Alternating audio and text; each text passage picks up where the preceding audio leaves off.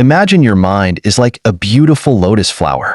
It starts in the deep mud, tangled and stuck in the mess of thoughts, distractions, and resistance. But just like the lotus, you too have the potential to rise above the chaos and bloom. What if I told you there's an ancient method, rooted in Eastern philosophy, that could help you harness this power and finally achieve your hardest goals? In today's world, it's easy to feel overwhelmed. Your brain constantly pulls you in a million different directions. Endless notifications, deadlines, the pressure to keep up. But what if you could quiet that mental noise, focus with laser precision, and start conquering everything you've been avoiding? This is where the Lotus method comes in, a method designed to help you tame your mind, break free from procrastination, and get things done, no matter how hard they seem. Let's dive deeper into this approach and uncover how you can apply it to finally overcome the resistance that's been holding you back. Gaining awareness, the root of the problem. Meet Alex, an ambitious young professional. Like most of us, Alex has big dreams to get fit, level up in his career, and improve his personal relationships. But every time he sits down to take action, something holds him back. He's not lacking motivation. In fact, he spends hours consuming motivational videos, reading self-help books, and listening to podcasts. But the moment he tries to start working on his goals, his mind drifts. He scrolls through social media, checks emails, and finds distractions, all while knowing deep down that he's avoiding what's important. This isn't just an Alex problem. It's something we all experience. The mind resists discomfort. It's like a protective shield trying to keep us in our comfort zone. When faced with challenges, especially the ones that require effort or discomfort, the brain instinctively seeks relief through distractions. Alex, like many others, feels like he's battling himself. His desire to succeed clashes with his mind's resistance to discomfort. In Eastern philosophy, the mind is often compared to a wild monkey jumping from one thought to another, avoiding anything that feels hard. The Buddha said, "Your worst enemy cannot harm you as much as your own unguarded thoughts." This couldn't be truer for Alex. His thoughts constantly pull him away from what he wants and lead him towards instant gratification instead. The first lesson of the Lotus method is awareness. Alex needs to recognize that his brain is simply doing what it's wired to do, avoiding discomfort. By accepting this reality, he can stop blaming himself and begin to shift his mindset. Instead of trying to force his brain to change instantly, he starts by simply acknowledging its resistance. Once Alex becomes aware of this pattern, he no longer feels like a victim of his own thoughts. This shift in perspective is powerful because it's the first step toward real change. Part 2. Finding flow, moving with, not against, resistance. Now that Alex understands the root cause of his resistance, he starts exploring deeper wisdom to help him break free from the cycle. He stumbles upon the teachings of Lao Tzu, the ancient philosopher who founded Taoism. Lao Tzu's philosophy centers on the idea of Wu Wei, non-action or effortless action. The core idea is simple but profound. Don't fight against the natural flow of life, but rather work with it. At first, this idea confuses Alex. How can letting go and not forcing himself lead to accomplishing things? The more he reflects on it, however, the more he realizes that his constant struggle and resistance to hard tasks might be what's holding him back. Maybe, just maybe, doing hard things doesn't need to feel like a constant uphill battle. The Lotus method introduces us to a paradox. The more we try to force things, the harder it becomes. When we resist the natural flow of life, life pushes back. But when we align ourselves with that flow, we achieve more with less effort. This idea is embodied in the lotus flower, which grows slowly and gracefully, despite the challenging conditions beneath the surface. The mud doesn't stop the lotus, it nourishes it. As Alex embraces the concept of Wu Wei, he starts to approach hard tasks differently. Whether it's working out, tackling a challenging project at work, or navigating personal difficulties, Alex stops resisting. Instead, he allows himself to go with the flow of life and let things unfold naturally. This doesn't mean being passive or lazy. It's about finding the right balance between effort and ease, like the gentle pull of the current in a river. This shift in mindset allows Alex to handle hard tasks with much less stress. Where he once saw resistance and discomfort, he now sees opportunities for growth. And like the lotus rising through the mud, Alex begins to realize that even his hardest challenges are part of the process, not something to fight against, but something to grow through. Part 3. The power of stillness, quieting the mind. Alex, however, still struggles with his restless mind. Even with the newfound understanding of Wu Wei, his thoughts remain scattered and noisy. This is where Zen Buddhism comes in. Zen teaches the practice of zazen, or sitting meditation, which encourages stillness and mindfulness. At first, Alex finds zazen difficult. His mind races with thoughts, distractions, and worries. But as he continues to sit in silence, something powerful begins to happen. Over time, his mind begins to settle, much like a lake calming after a storm. In this stillness, Alex experiences clarity like never before. Instead of rushing to act, he now takes the time to reflect. The constant urge to do more fades away, and Alex discovers that in this stillness, he can hear his inner voice more clearly. The Lotus method teaches us that stillness isn't about doing nothing. It's about creating space for insight and clarity to emerge. When Alex quiets his mind, he stops seeing hard tasks as obstacles and starts recognizing them as opportunities for growth. In these moments of calm reflection, Alex taps into his inner strength. He sees that true power doesn't come from mindlessly rushing forward, but from being able to pause, reflect, and then take intentional action. Part 4. From reflection to action, moving with purpose. But stillness alone isn't enough. The next step in the Lotus method is translating that inner clarity into action. Alex learns that his clarity from meditation must now fuel his efforts in the real world. It's about combining the peace of zazen with the precision of purposeful action. He begins to approach his tasks like a Shaolin monk.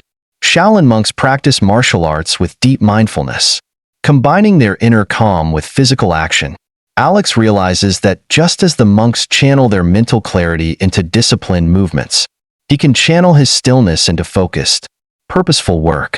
Each task, whether big or small, gets his full attention. He no longer feels scattered, overwhelmed, or frustrated. Alex has found a rhythm between stillness and action, and he begins to see the results. The hard things that once seemed impossible are now manageable. He moves through his day with purpose, and the challenges no longer feel like enemies to be fought, but opportunities to be embraced. Part 5.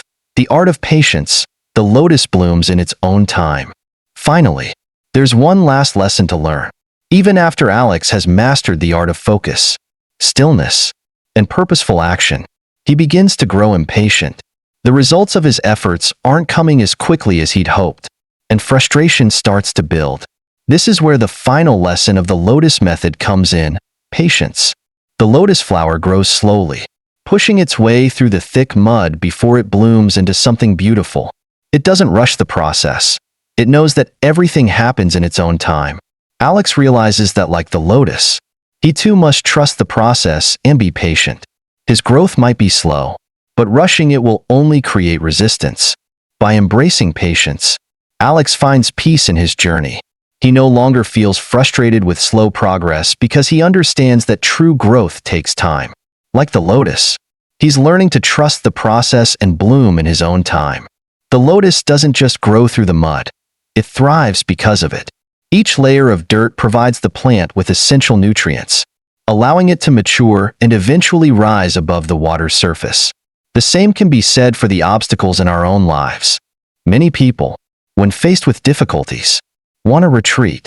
It's easy to think that the only path to success is one that is free of challenges. But the truth is that resistance is not a barrier. It's a catalyst for growth. In the Lotus method, resistance is not something to be feared or avoided. Instead, it's something to be embraced, because it forces us to change, evolve, and ultimately emerge stronger and more capable. Example, let's think about Tom, an entrepreneur who launched his own tech startup. Initially, the business struggled: low sales, fierce competition, and constant pressure to innovate. Tom could have quit, but instead, he chose to view these challenges as necessary conditions for his success. Like the lotus, his business had to grow through the mud of failure, competition, and uncertainty. Each obstacle forced Tom to adapt and become more creative, finding solutions to problems that, at first, seemed insurmountable. As a result, Tom's business eventually thrived. His startup not only survived the tough times, but became stronger because of them. Just like the lotus that grows through the mud. The lotus method in action, combining stillness and focus. While the lotus grows through adversity, it also requires stillness and patience to bloom. It doesn't fight the water or the mud. Instead, it rises gently above them. This balance of stillness and focused action is key to the lotus method. In our lives, we often try to force progress by working harder and faster. But the true power of the lotus method lies in combining stillness with focused action. The stillness allows us to center ourselves, regain clarity, and reflect on our true purpose. From that place of inner peace, we then take focused, intentional steps forward. Example: John is a software engineer working on a high-stakes project. The pressure is intense, and the deadlines are tight. Initially, he dives into work without taking a break, hoping that sheer effort will get him through. But soon, he feels burned out. John decides to incorporate moments of stillness into his routine: meditation during lunch breaks, mindful walks, and moments of reflection. These practices help him clear his mind and reset. When he returns to work, he's more focused and energized. Just like the lotus that rises gently from the water, John approaches his work with calm intention, knowing that true progress comes from balance, not from brute force. The final bloom, embracing your success. As the lotus finally reaches the surface of the water, it begins to open, revealing its stunning petals in full bloom. This final stage symbolizes success and fulfillment after the long journey through adversity. The obstacles that once seemed like barriers are now the very things that allowed the lotus to grow and shine. The lotus is a symbol of beauty and transformation, not because it grew effortlessly, but because it grew through its challenges. In the same way, once you rise above the mud of your struggles and face your challenges head-on, you will experience a sense of fulfillment and accomplishment that cannot be achieved without going through the process. Example: after years of navigating his struggles, Alex, the young professional who initially avoided his hard tasks, has transformed into a focused, disciplined individual. He's risen above his distractions, his fear of failure, and his doubts. His hard work, his patience, and his willingness to embrace resistance have paid off. Just like the lotus, Alex has bloomed, not by avoiding hardship, but by growing through it. The lotus method: embrace the journey. The journey of the lotus teaches us a profound lesson. Obstacles are not roadblocks. They are the very foundation of our growth. Just like the lotus needs mud to grow, we need challenges and resistance to become the best version of ourselves.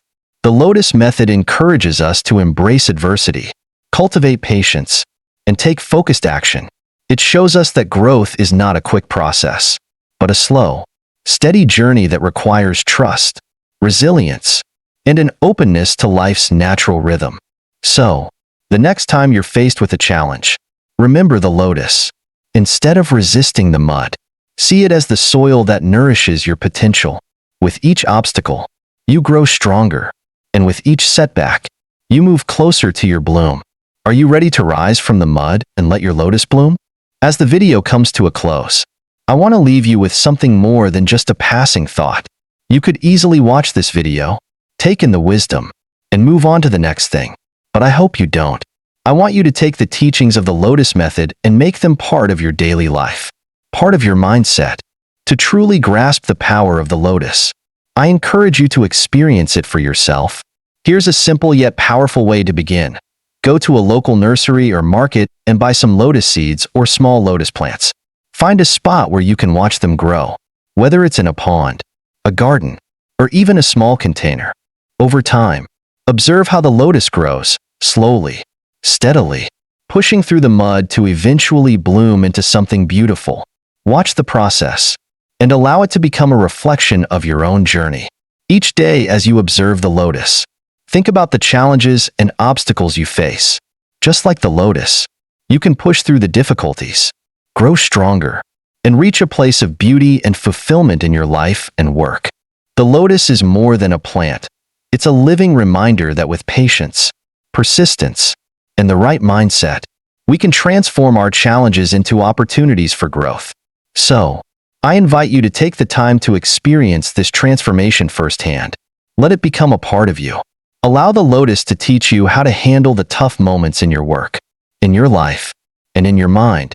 Let the practice of observing it become a daily reminder that just like the lotus, you too are capable of blooming against the odds.